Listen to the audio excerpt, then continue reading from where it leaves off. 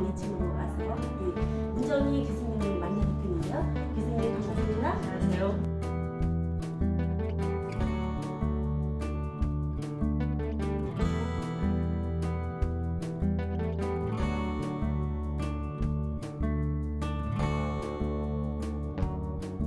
네, 교수님은 제가 오늘 처음 뵈는데요. 딱 봤는데 너무 젊으세요. 오. 아름다운 비결을 위해서 좀 말씀해 주세요. 어떻게 이렇게 젊음을 유지하시는지. 난뭐 내가 굳이 뭐 아름답거나 젊다는 생각은 갖고 있지 않지만 네. 만약에 후배들이나 다른 분들이 그런 얘기를 할 때 네네. 내가 집에 가서 생각해 보니까 네. 아마 내가 가지고 있는 언어가 좀 젊지 않나 이런 생각을 해봐요. 네. 결국은 언어가 젊으면 외모도 정신세계니까 당연히 그렇게 몸 보여지겠죠. 주체도 젊어지는 거죠. 예. 네. 그다음에 스웨덴 시카라 상인가요? 수상을 하셨는데 이게 제가 알기로는 시카라 상이 2010년으로 알고 있어요. 네. 그 상이 어떤 상인가요? 그 정말 중요한 상이라고 제가 생각하는데 네. 시카다라는 말이 네. 영어로 매미라는 뜻이에요. 아, 그래서 그 지구에서 유일하게 핵을 투하당했던 도시가 일본의 히로시마지 않습니까? 그 히로시마에 핵이 터뜨려졌을 때 모든 생물이 다 죽었는데 유일하게 살았는데. 몇 달 후에 그 생명의 소리를 지른 것이 매미였다고 해요. 그래서 그 매미의 울음소리에서 생명의 위대함과 그 영원함을 노래한 시인이 해리 마르틴손이라는 스웨덴 시인인데 노벨 문학상 1974년도에 받으신 분이고 네. 그분을 기념하기 위한 재단에서 네. 주는 상인데 네. 생명의 고귀함과 숭고함을 노래한 시인에게 수여된다고 해요. 그래서 저한테 그 상이 왔을 때 좀 감격했죠. 그 충분히 하실만 하죠. 우리 교수님은 또 문정희 교수님 하면은 정말 그 학교 때부터 백일장을 전국의 백일장을 다 휩쓸었다는 그 소문은 진짜 너무 많이 유명해진 일하고요. 그로 인해서 지금 좀 전에 말씀하셨지만 그 서정주 그 미당 서정주 시인하고 우리 또 문정희 교수님하고의 그런 특별한 인연은 또 많은 사람들이 회자되고 있잖아요. 네. 그래서 제가 이따 질문을 드리려고 했는데 지금 나온 김에 얘기인데 우리 서정주 선생님과 우리 문정희 교수님과의 인연에 대해서. 당대 뭐 미당 서정주 시인이라고 한다면 네. 최고의 정말 한국의 시산맥 같은 분이신데 동국대 문학 콩쿠르에서 제가 장원했어요. 진명여고 3학년 때. 그날 처음 뵙고 그 다음에 시집을 묶을 때 미당 선생님께서 아주 기꺼이 이제 소문을 써주셨고 그 인연으로 또 그 대학에 제가 입학도 했고요. 그래서 36년 동안 은사시 네 선생님하고 이제 인연을 계속 했는데 2000년에 선생님 돌아가실 때까지 그야말로 제 뭐 아버지 같은 역할도 해주셨죠. 제가 또 14살에 아버지가 돌아가셔서 미당 선생님 17살에 뵙고 그래서 이제 네 정말 여러 가지 제 인생에서는 뭐 가장 중요한 분이시죠. 네, 스승이시자 또 아버지일 수도 있고 그렇게 네, 또 우리 미당 서정주 스님은 또 우리나라에서 정말 천재적인 시인인데 그런 분을 또 스승과 또 아버지를 모시는 우리 문정희 교수님도 대단한 근은과 복이 많으시다고 제가 뭐 생각하는데요. 선생님한테는 저 말고도 제자들이 많아요. 당대 뭐 최고 시인이시니까. 근데 묘하게 이제 제가 미당 선생님 하면 가장 예뻐하셨다고요? 많은 사랑을 받은 제자로 이제 좀 꼽히는데 그거는 뭐 저는 그렇게 생각합니다. 그 좀 일찍이 말귀를 더 잘 알아들었던 그 제자 중에 하나가 아니었나 싶고요. 또 하나는 그 어린 시절에 그런 어떤 문학 소녀로서의 성과를 내고 그런 이름이 너무 펄렁됨으로써 제 문학에 상당히 어떻게 보면 위기? 걸림돌 이런 것들도 있었어요. 왜냐하면 그 다음에 이루어지는 모든 일을 그걸로 덮어버리는 감도 있었고 그래서 등단 후에 한 10년 동안 뭐 못 모르고 시도 쓰고 그랬는데 그 어린 시절에 입었던 뭐 굉장히 재능 있는 소녀라는 그런 그 젖은 옷 같은 거 이런 걸 벗어버리기 위해서 나름으로 많이 좀 애를 썼습니다. 그래서 밖에서 생각할 때는 그냥 문학적인 재능을 타고나서 좋은 스승 밑에서 어떤 평론가의 표현을 빌리면 양지의 수혜를 쭉 받고 메인 스트릿을 걸어온 시인이다 이렇게 알고 있지만 오히려 그것이 저를 제한하고 그렇죠. 잘못하면 그 걸림돌에 네. 넘어질 수도 있었다는 것이었다는 거 그런 얘기를 좀 드려야 될 것 같아요. 그러면 또 우리 문정희 교수님 하면은 제가 옆에 또 앉았지만 그 에너지와 지금도 그 청춘의 느낌이 나는데 에너지와 또 수많은 또 달란트들이 뭐 시적 재주뿐만 아니라 뭐 다양했을 것 같아요. 저희가 사실은 예술 그러면 그림을 잘 그리는 사람은 노래도 잘하고 네. 또 노래를 잘하는 사람은 또 뭐도 잘하고 또 뭐 다 미술도 뭐 다 잘하더라고요. 사실 달란트들인데 우리 교수님은 또 시뿐만 아니라 또 저희가 알아보니까 1975년에 그 시극집 그 세대를 통해서 현대 문학상도 받으실 만큼 또 시극이라든지 시를 통한 또 연극이잖아요. 네. 그런 거 정말 잘하셨을 것 같아요. 그래서 네, 좋은 질문 하셨어요. 네. 저는 고등학교 때 제가 한 20번쯤 문학상을 받았다고 사람들이 얘기하는데 그게 시부분이 아니었거든요. 실은요, 소설, 희곡. 시는 그 중에 한두 번밖에 없었고 시조라는 것도 썼어요. 네. 그래서 굉장히 장르가 다양하고 오히려 시보다는 소설에 장원한 것이 더 많아요. 그래서 제가 월가문학 2회 당선이 돼서 상을 받으러 갔더니 김동리 선생님께서 상을 주시면서 아니 소설로 등단을 해야지 소설을 잘 쓰는 네가 어찌하여 시로 이렇게 쫓기느냐 이런 말씀을 하셨어요. 그래서 항상 소설이라는 길로 가지 못한 어떤 아쉬움, 시곡도 늘 극화하는 기쁨을 내가 놓쳐버린 것에 대한 생각. 그래서 80년대 전후하여서는 시곡도 썼고 또 장시도 썼고 뭐 등등 그 산문집도 냈었고요. 그래서 장르라는 것에 대한 너무 고정관념에 매이지 않으려고 애를 썼어요. 제가 여기 지금 오기 전에 어떤 선배 시인을 만나 뵙고 왔는데요. 네. 그 시인께서 제가 오늘 자랑삼아 문정희 교수를 만나러 가요 이렇게 얘기했더니 오늘 사실 날씨도 좀 꾸물꾸물한 게 뭔가 올 것 같잖아요. 네. 그랬더니 문정희 그 교수님이 젊었을 때 막 그 시극할 때 네. 난 기생을 하고 싶어 막 그러셨다는데 그게 사실인가요? 그럼요. 기생을 막 자처해서 양반전이라는 문인극을 하는데 네. 양반전. 네, 거기에 이제 기생이 있고 또 뭐 다른 역할도 있는데 기생이 주인공이에요. 네. 그래서 나는 기생역을 하고 싶더라고요. 아. 당연히. 그리고 기생 시집을 또 역대 우리 시사에 조선시대의 모든 여성 시인이 기생들이었거든요. 그렇죠. 기녀들. 그래서 기생 시집을 역대 기생 고조선 시대부터 오늘날까지 그걸 집대성에서 기생 시집이라는 편저도 하나 내놓은 적이 있어요. 네. 그러니까 기녀라는 것에다 묶어버린 한국 문학 이런 편협한 그런 시각에 대한 시니컬한 오늘 지금 위트 앤드 시니컬이라는 제가 합니다. 그런 시니컬한 시각에 대한 그 통렬한 비판을 가한 적이 있죠. 조선시대 사대부 중에 굉장히 좋은 작품을 많이 낸 시조 시인들이 있지만 그 시인들은 굉장히 그 문학적인 성과로 봤을 때는 백성을 가르치려 드는 훈민가라든가 임금님에게 굉장히 읍소하는 연군가라든가 이런 걸 불렀지 정말 사랑 자체를 노래하는 그야말로 좋은 시인은 기생들이었어요. 그러면 우리가 기생을 또 유명한 기생은 또 황진을 얘기하고 매창을 얘기하고 네. 또 누가 있을까요? 뭐 홍남. 한우, 홍랑 뭐 많은데. 이런 강강을 별 이름이 다 있죠. 네, 근데 그 수많은 그 기생들이 정말 그런 재주를 오히려 감추고 재주를 오히려 펼침으로써 더 또 힘들고 그랬잖아요. 그 기생 시집이 좋은 이유는 네.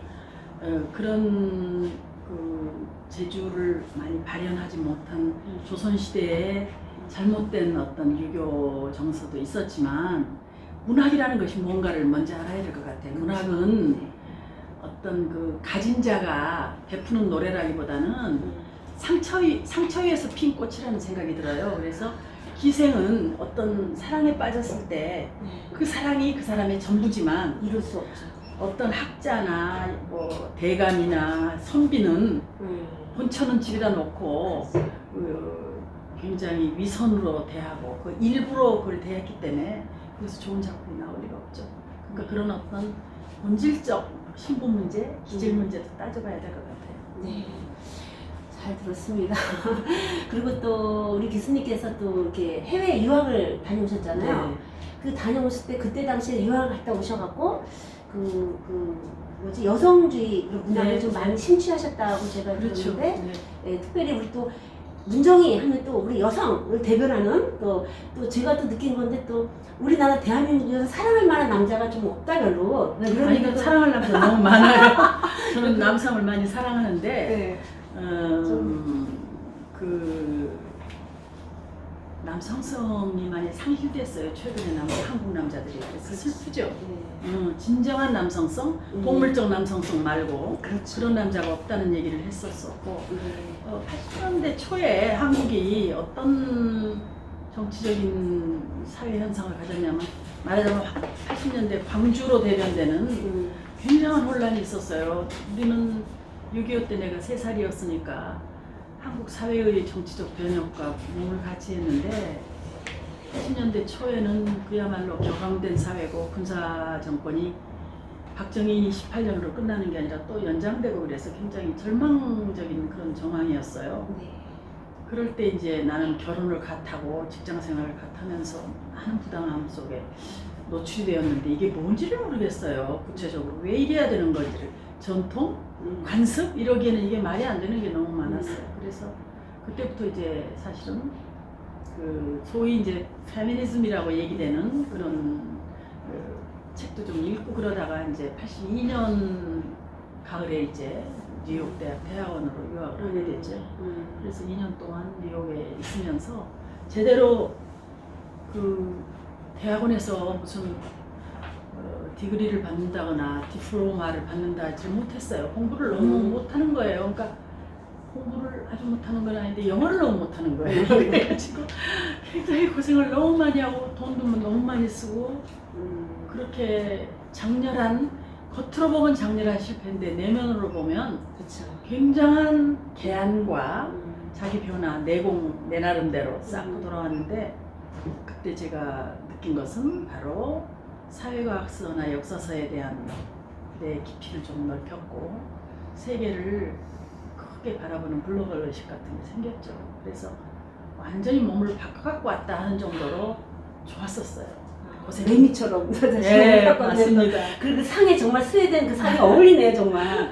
네. 그래서 허물을 좀 많이 내가 벗었다 그러면 우습지만 내 나름대로 좀 하고 근데 가장 중요한 건 또 언어에 대한 차관이에요. 네. 한국어 중에 내가 가지고 있는 언어라는 것은 말하자면은 이성적이고 과학적이고 논리적인 언어라기보다는 정서적이고 감상적인 언어 속에 휩싸여 있었다는 생각과 그 다음에 뭐 외국어에 대한 감각이 이제 생긴 거죠. 제가 영어 많이 부족해서 학교에서 공부를 너무나 힘들게 했지만 나름으로 영어 감각이 이제 조금 생겨서 이제 현재 제가 외국에 나갔을 때 그렇게 큰 불안과 두려움과 이런 것을 잘 겪지 않는 힘 이런 것도 그때 길러진 거라서 총체적으로 저는 굉장히 제 생애에 좋았던 그런 기간을 생각합니다. 사실은 시인은 아니지만 버지니아스가 그 페미니즘의 그런 주체자는 여자만의 방인가 뭐 기억 네. 그 대표적으로 주자로 네. 나오는데 사실은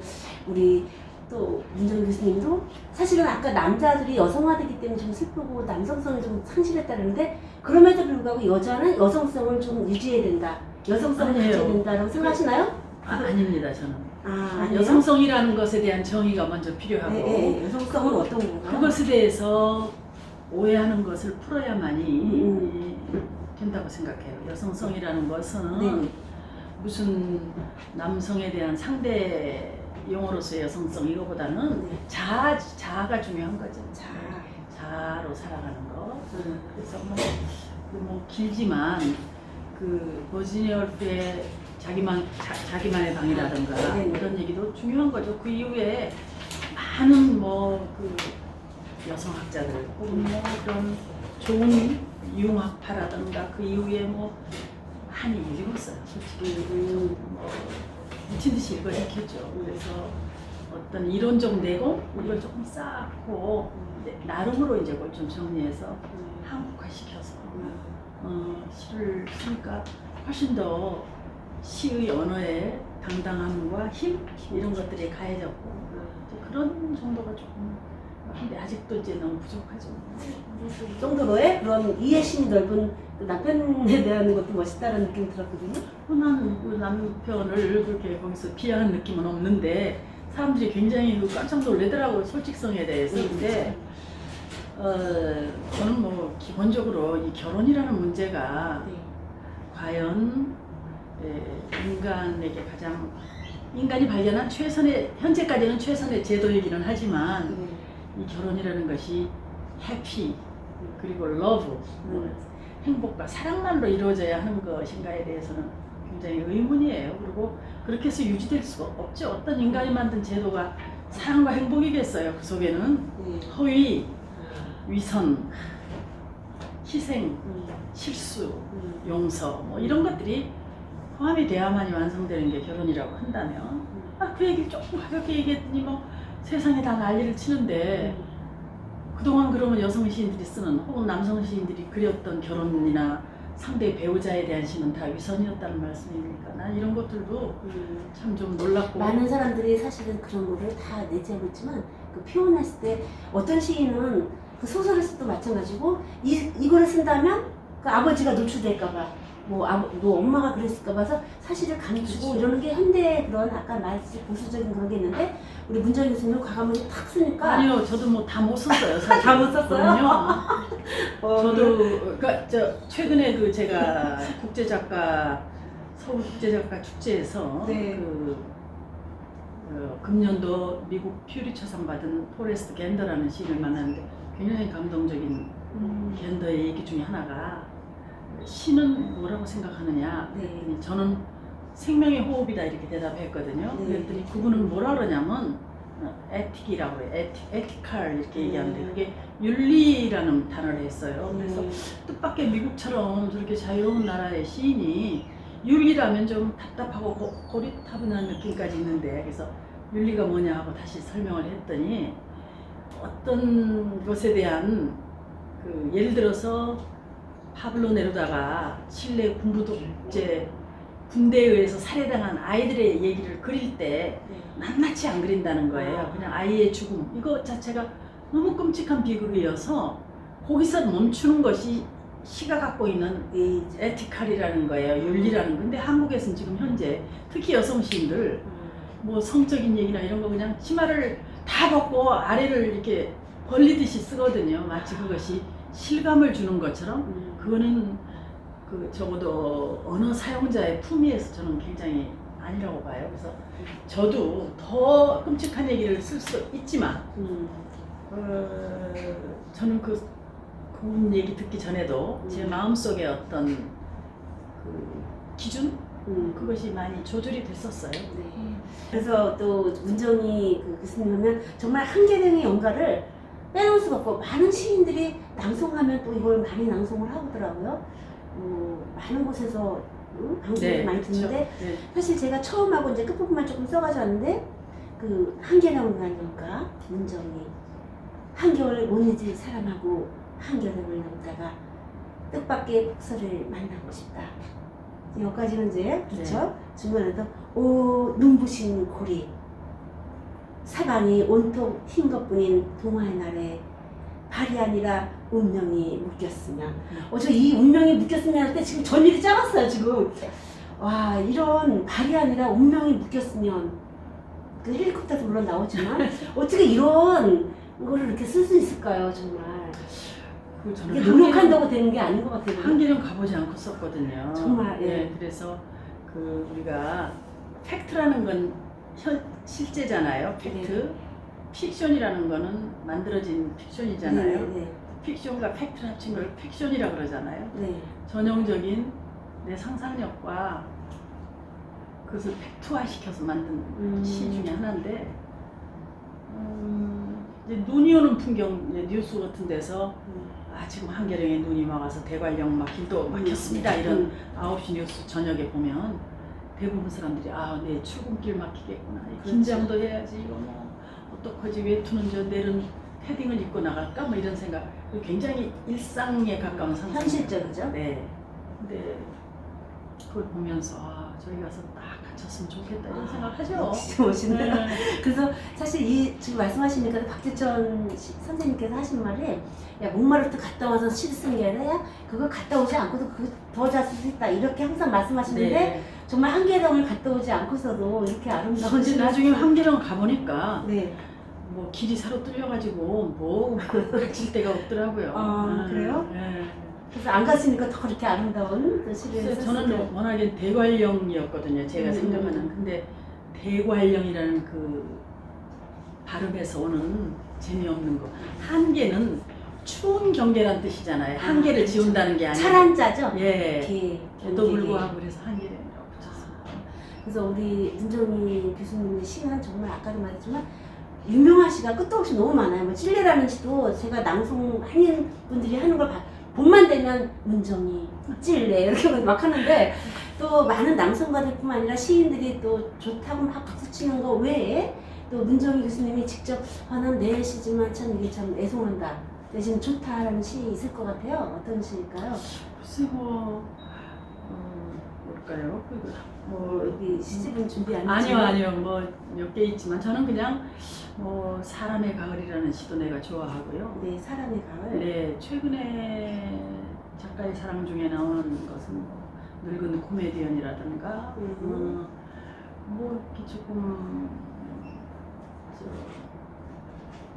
내가 쓰고 나서 네. 좋아 이런 되게 쓰고 나서 아쉬운데 그런 음. 작품들이 조금 있긴 있지만 지금 많은 분들이 아껴주셔갖고 살아나와서 다시 돌아온 것들이 많아요. 예를 들어 남편이라는 시도 쓰고 나서 이게 뭐지? 좀 그래서 그 특집 5편 중에 그냥 하나씩 넣은 것 중에 하나인데 지가 살아있고 낭송도 그렇습니다. 베개라는 시도 그렇고 그런 작품들이 그렇습니다. 네. 거의 이제 뭐 네, 마지막 질문인데요. 사실은 보통 시인들이 그 시집을 냈을 때 이렇게 어떤 거 이렇게 내지 자기 이름을 딱 대놓고 있는 건데 교수님은 첫 번째 시부터 문정희 시집 탁 내고 그다음에 나는 문이다 이렇게 냈단 말이에요. 나는 문이면 네. 문정희에서 문 아닐까요? 근데 그런 그 당당함, 그 과감성 이게 상당히 여성들이 배워야 되고 저는 뭐 여성이 근데- 아니라 남성들도 네, 나는 나다라는 의식 네, 네. 중요하다고 봐요. 네, 그래서 상당히 멋있고 모든 여성들이 그래서 저는 그냥 다른 사람 누구하고 다른 길이고 네. 나는 나다 이런 거 좋아해요. 네. 그래서 제가 스페인에서 강연할 때 그랬어요. 나의 길 중에 나는 오직 나다라는 거. 그래서 불가에서 얘기하는 여여라는 것. 계집여변에 있고자 해서 여여, 타타 이런 거 얘기했었어요. 네, 마지막으로 질문 하나만 더 하고 이제 끝 마칠 텐데요. 왠지 제가 오문 하나 할게요. 문정희 교수님은 너무 당당하고 여여하고 타타타 얘기하시면 그래서 외로움을 벌써 다 뛰어넘으셔서 외로움을 즐길 것 같은데 어떤가요? 외로움을 갖고 놀 것 같은데요? 저도 많이 뭐 변덕이 죽을 듯하고 뭐 외롭기도 하고 그러죠. 그런데 그 외로움을 감상적이고 정서적이고 청승 떨고 응석 떨지는 않아요. 그 하나가 조금 다르죠. 네, 우리 오늘 위트 앤드 시니컬. 네, 위트앤드 시니컬에서 이렇게 멋지고 네. 정말 당당한 우리 문정희 교수님 아유, 모시고 귀한 말씀 들어서 너무 아니, 행복합니다. 오늘 질문도 좋았어요. 네. 고맙습니다. 감사합니다. 네. 건강하세요. 네, 감사합니다.